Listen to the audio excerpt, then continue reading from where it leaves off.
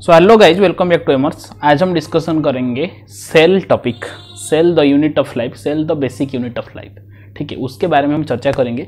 Cell होता क्या है, उसको क्यों बोलते हैं कि वो फंक्शनल यूनिट होता है, वो बेसिक यूनिट होता है, और different types of cell theory जो साइंटिस्ट ने दिए हैं, हम उसके बारे में एक वीडियो में चर्चा करेंगे। ये वीडियो का लेंथ 15 to 20 मिनट का रहेगा। ठीक है, शुरू करते हैं टॉपिक। चैप्टर का नाम है cell the unit of life. ठीक है, अच्छा, आपको मैंने बताया था कि सेल जो मैं लिखता हूं, सेल कुछ सेल बनकर मेरा टिश्यू बनाएगा, डिफरेंट टाइप्स ऑफ टिश्यू मिलकर ऑर्गन, ऑर्गन से बनेगा ऑर्गन सिस्टम, ऑर्गन सिस्टम से बनेगा ऑर्गेनिज्म, ऑर्गेनिज्म से बनेगा पॉपुलेशन, पॉपुलेशन से बनेगा कम्युनिटी, फिर बायोम बनेगा, बायोस्फीयर बनेगा, ऐसा चलेगा। बट स्टार्टिंग कहां से हुआ? सेल से हुआ कि नहीं? सेल से स्टार्टिंग हुआ, तो सेल मेरा हो गया it's the basic unit of life. इसका मतलब क्या होता है कि अगर किसी के पास सेल नहीं होगा, जिसके पास सेल नहीं होगा, हम उसको लिविंग में काउंट नहीं करेंगे, हम उसको लिविंग में काउंट नहीं करेंगे। तो पॉइंट लिखो कि cell is the basic fundamental structural unit of life. ठीक है, स्ट्रक्चरल मतलब हमारे बॉडी में रिएक्शंस जो होता है, मतलब जो मेटाबॉलिक रिएक्शंस हो या जो भी हो, ये सेल में होता है। हमारे बॉडी में billions and trillions of cells present already हैं, billions and trillions of cells हमारे बॉडी में प्रेजेंट है। ठीक है, वहां पर जो रिएक्शंस होता है, इसीलिए स्ट्रक्चरल मतलब हमारा बॉडी को ये बनाएगा, बॉडी मेकिंग। ठीक है, फंक्शनल भी बोलते हैं क्योंकि वहां पर सेल में मेरा बहुत सारे फंक्शंस चल रहे हैं, इसीलिए उसको फंक्शनल भी बोला जाता है। और बेसिक तो ये है, जिसके पास सेल नहीं है हम उसको लिविंग में काउंट नहीं करेंगे। जैसे मैंने वायरस का एग्जांपल लेकर आपको लिविंग वर्ल्ड में बताया था कि वायरस का एग्जांपल मैंने लिया था, इट्स नाइदर लिविंग, मैंने बताया था virus is neither living nor non living, मतलब ये लिविंग नहीं होगा, नॉन लिविंग में नहीं होगा। अगर ये inside the body, inside the body अगर रहेगा वायरस, मतलब हमारे बॉडी के अंदर अगर रहेगा वायरस, जैसे suppose take an example of corona virus. Corona virus जब तक हमारे बॉडी में प्रवेश नहीं करता तो हमको कोई भी परेशानी नहीं है, और अगर वो हमारे बॉडी के अंदर आ जाता है तो ये लिविंग की तरह एक्ट करेगा। ठीक है, नॉन लिविंग कब होगा कि हमारा आउटसाइड द बॉडी, मतलब हमारे बॉडी के बाहर जब प्रेजेंट होगा तो ये नॉन लिविंग की तरह एक्ट करेगा। जब तक कोरोना वायरस हमारे बॉडी में एंटर नहीं करता है तो हमारे कोई भी दुख परेशानी नहीं है, हमको कोई भी कोविड पेशेंट नहीं बोलेगा। ठीक है, तो आउटसाइड द बॉडी में ये नॉन लिविंग की तरह एक्ट करता है एंड इनसाइड द बॉडी में लिविंग की तरह एक्ट करता है। सो वायरस को आप कभी भी एक ऑर्गेनिज्म में नहीं मानते हैं, क्योंकि virus is acellular organism, acellular organism. Acellular मतलब here A means absent, absent of cells, cell absent है, एक भी सेल एब्सेंट है, एक भी सेल प्रेजेंट नहीं है। ठीक है, तो इसको बोलते हैं हम ए सेलुलर ऑर्गेनिज्म। तो ये बेसिक हमारा हो गया। तो सेल अगर होगा, मैंने बाइफरगेट किया था इसको यूनिसेलुलर में एंड मल्टी सेलुलर में। ये दोनों ऑर्गेनिज्म है, यूनिसेलुलर एंड मल्टीसेलुलर, दोनों सेल डिवीजन से अपना ग्रोथ करते हैं। ये जो यूनिसेलुलर है, मैंने दो किंगडम बताया था आपको कि मोनेरा होता है एंड प्रोटिस्टा होता है। बेसिक में बताया था मोनेरा एंड प्रोटिस्टा। यहां पर मैंने बताया था कि फंगी, प्लांटी एंड एनिमलिया, ये तीनों रहेंगे। ये होते हैं यूनिसेलुलर, मतलब इनके पास सिर्फ यूनि मतलब वन, मल्टी मतलब मोर देन वन। ठीक है, यूनि मतलब वन, ये एक ही सेल बियर करते हैं, मोनेरा एंड प्रोटिस्टा, ये दो किंगडम एक सेल में अपना लाइफ स्टाइल, लाइफ साइकिल को वो कंट्रोल कर देते हैं। ठीक है, अच्छा, मैंने लिविंग वर्ल्ड में आपको बताया था कि सेलुलर ऑर्गेनाइजेशन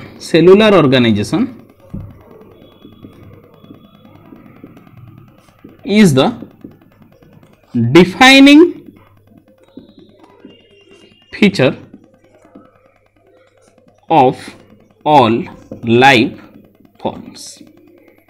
सेलुलर ऑर्गेनाइजेशन मतलब जिनके पास it is the exclusive character. Defining feature मतलब सिर्फ और सिर्फ ये लिविंग के पास प्रेजेंट होगा, कोई भी नॉन लिविंग के पास प्रेजेंट नहीं होगा। तो सेलुलर ऑर्गेनाइजेशन जिसके पास नहीं होगा तो उसको हम नॉन लिविंग सीधा सीधा मानेंगे, और जिसके पास सेलुलर ऑर्गेनाइजेशन प्रेजेंट होगा तो हम उसको लिविंग की तरह मानेंगे। ठीक है, तो cellular organization is the defining feature of all life forms. इतना क्लियर? तो इसीलिए हम सेल को बोलते हैं कि वो basic, fundamental and structural unit होता है। ठीक है, अच्छा, जब हम यूनिसेलुलर मतलब सिंगल सेल, यूनि मतलब वन, सिंगल सेल जब वो प्रेजेंट होगा तो ये भी मल्टी सेलुलर की तरह काम कर सकते हैं। कैसे? दे परफॉर्म एसेंशियल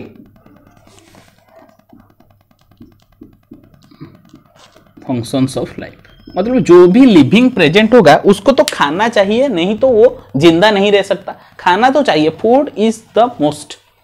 ठीक है, फूड इज नेसेसरी। सो और एक्सक्रीशन भी वो करेंगे, सीधा तो फूड नहीं खाएंगे, एक्सक्रीशन करेंगे, मतलब रेस्पिरेशन भी करेंगे, सब कुछ वो एक ही सेल में कंप्लीट हो जाता है। मतलब आप सोचो कि कितना डाइवर्स है। हम तो डाइवर्स है ही, हमारे पास billions and trillions of cells है जो कि डिफरेंट टाइप्स ऑफ फंक्शंस को कंट्रोल करते हैं, बट इनमें एक सेल जो सारा का सारा काम कर लेता है। ठीक है, ये performing the essential functions of life, so we consider them as living.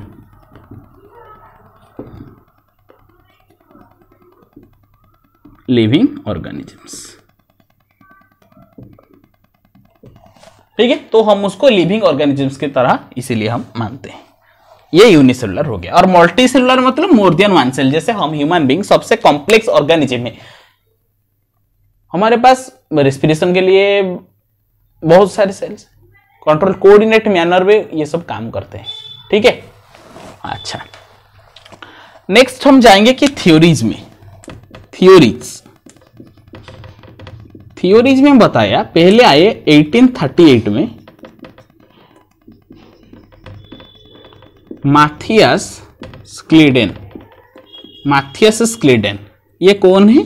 ये है जर्मनी का German botanist, Matthias Schleiden, German botanist. ये क्या बोले? बोटनिस्ट मतलब ये प्लांट के ऊपर रिसर्च करेंगे। सो ये बोले कि plants made of different types of sales.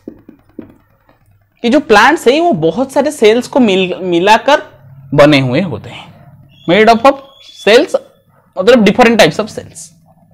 ठीक है, उनके बाद ठीक है, एक साल बाद कंप्लीट करने आगे 1839 में थियोडर स्वान, ठीक है, ये है ब्रिटिश का, मतलब इंग्लैंड का, और ये जूलॉजिस्ट है, जूलॉजिस्ट है। मतलब ये एनिमल के बारे में जो भी देंगे ये एनिमल के बारे में देंगे। क्लियर हो गया? तो ये एनिमल के बारे में बताए कि एनिमल्स ऑल्सो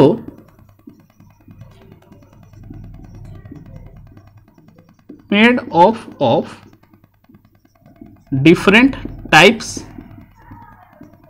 ऑफ सेल्स। ये तो ये बता दिए, ये तो कॉमन, ये हमको अभी पता है, साइंटिस्ट लोगों को उन जमाने में पता होता था। ठीक है, तो ये जो ऑब्जर्वेशन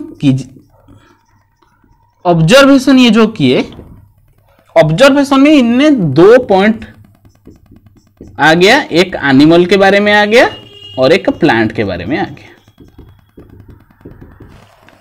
ये बोले कि ये जो सेल है ये तो कंप्लीट सेल नहीं है, बस एनिमल के पास सेल मेम्ब्रेन या फिर प्लाज्मा मेम्ब्रेन नामक एक चीज होता है। प्लाज्मा मेम्ब्रेन, सेल मेम्ब्रेन या फिर प्लाज्मा मेम्ब्रेन प्रेजेंट होता है। ठीक है, ठीक प्लांट के लिए भी वो सेल मेम्ब्रेन दिखे, प्लाज्मा मेम्ब्रेन देखे, उसके साथ साथ ये सेल वॉल भी देखे। सेल वॉल एक एक्स्ट्रा चीज ये प्लांट के अंदर, सेल मेम्ब्रेन और सेल वॉल में फर्क होता है। Cell wall is the outer most cell, सबसे आउटर मोस्ट पर सेल वॉल होता है, उसके अंदर होता है प्लाज्मा मेम्ब्रेन या फिर सेल मेम्ब्रेन। तो प्लांट के अंदर ये सेल वॉल मतलब cell membrane and plasma membrane तो ये कॉमन है देखे, उसके साथ साथ ये सेल वॉल को भी नजर किए कि सेल वॉल भी प्लांट सेल में प्रेजेंट होता है सेल वॉल, बट जो एनिमल सेल में वो नहीं देखे। तो ये एक कंक्लूजन दिए कि cell wall is the unique feature of plants। ये क्या दिए कि cell wall is the unique feature of plants, मतलब सेल वॉल सिर्फ और सिर्फ प्लांट में प्रेजेंट होगा, बाकी एनिमल में प्रेजेंट नहीं होगा। ये बता दी। ठीक है, फिर आ गए हमारे साइंटिस्ट, बट हाँ और एक चीज दी, हाइपोथेसिस। हाइपोथेसिस और थ्योरी में फर्क होता है, आपको ये पता होना चाहिए। हाइपोथेसिस मतलब मैंने ऐसे ही बोल दिया, मैंने बोल दिया कि हाँ स्वान का प्रपोजल सही था, मतलब अभी किसी को कुछ नहीं पता है, मैंने बता दिया कि स्वान का प्रपोजल सही था, तो मेरा मानना है कि स्वान का प्रपोजल सही था, तो ये सही हो सकता है, नहीं भी हो सकता है। मतलब मैंने तो बोल दिया, बट इसके लिए प्रूफ चाहिए। बट हाइपोथेसिस मतलब ये किसी का स्टेटमेंट होता है, जब तक ये प्रूफ नहीं होता ये थ्योरी में कन्वर्ट नहीं होगा। ठीक है, मतलब hypothesis is without proof, it's type of someone's statement.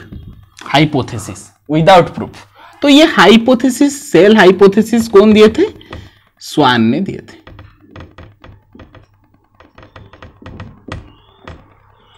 क्या दिया था हाइपोथेसिस? दिस इज, मतलब जो सेल वॉल होता है it's the unique feature of a plant, उन्होंने देखकर बताया, अभी तक ये प्रूफ नहीं हुआ, तो सेल हाइपोथेसिस दिए स्वान ने। ठीक है, but Schleiden and Schwann together formulated cell theory. But cell theory को दोनों दिए थे, क्योंकि दोनों ने एक्सपेरिमेंट किए थे, इसीलिए दोनों ने सेल थ्योरी को बताया था। स्क्लेडन एंड स्वान दोनों प्रपोज किए थे cell theory, but cell hypothesis कौन दिए थे? हाइपोथेसिस स्वान ने दिए थे, थियोडोर स्वान ने दिए थे हाइपोथेसिस। क्या हाइपोथेसिस था?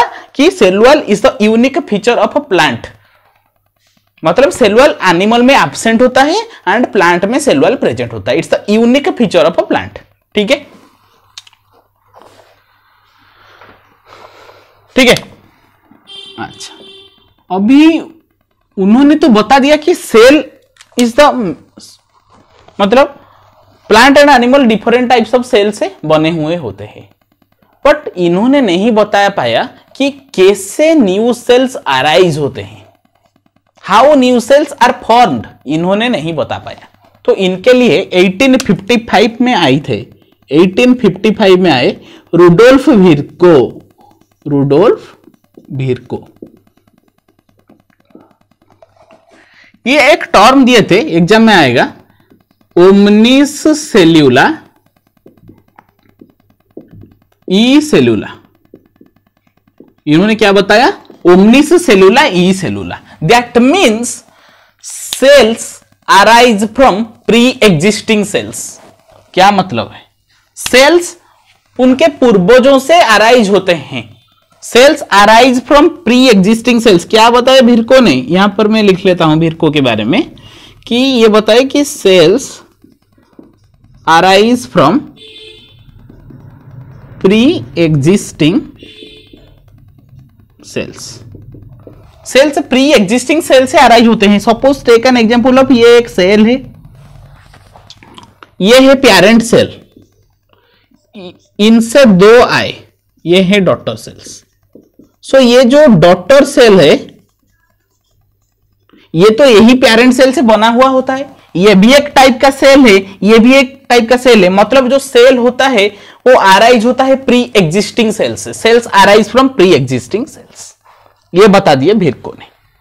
और क्या दिए थे टर्म? ओमनिस सेल्यूला ई सेल्यूला। इसका ही मतलब होता है कि cells arise from pre existing cells. ये कब दिए थे? 1855। ठीक है, क्या शानदार हैंडराइटिंग मैंने आज लिख लिया, फैंटास्टिक, बहुत अच्छा हैंडराइटिंग मैंने लिख लिया आज। मुझे खुद को अच्छा लग रहा है। और cell the unit of life में हम एक अच्छा पोर्शन कंप्लीट कर लिए, मतलब बेसिक एंड सेल थ्योरीज दोनों को कंप्लीट कर लिए एक वीडियो में। ठीक है, आप अगर स्क्रीनशॉट लेना है तो ले लो, नहीं तो मैं लास्ट में वीडियो के अंदर ये पिक्चर को डाल दूंगा, क्योंकि मुझे पर्सनली ये हैंडराइटिंग बहुत अच्छा लगा है। मतलब कंप्लीट हो गया बोर्ड यार, कहीं पर भी जगह नहीं। ठीक है, तो नेक्स्ट क्लास में हम प्रोकैरियोटिक सेल्स उसके बारे में बात करेंगे। ये सेल का ओवरव्यू मैंने दे दिया, प्रोकैरियोटिक सेल पर हम बात करेंगे हम अगले लेक्चर में। ठीक है, सो तब तक के लिए आप पढ़ाई करते रहो। All the very best.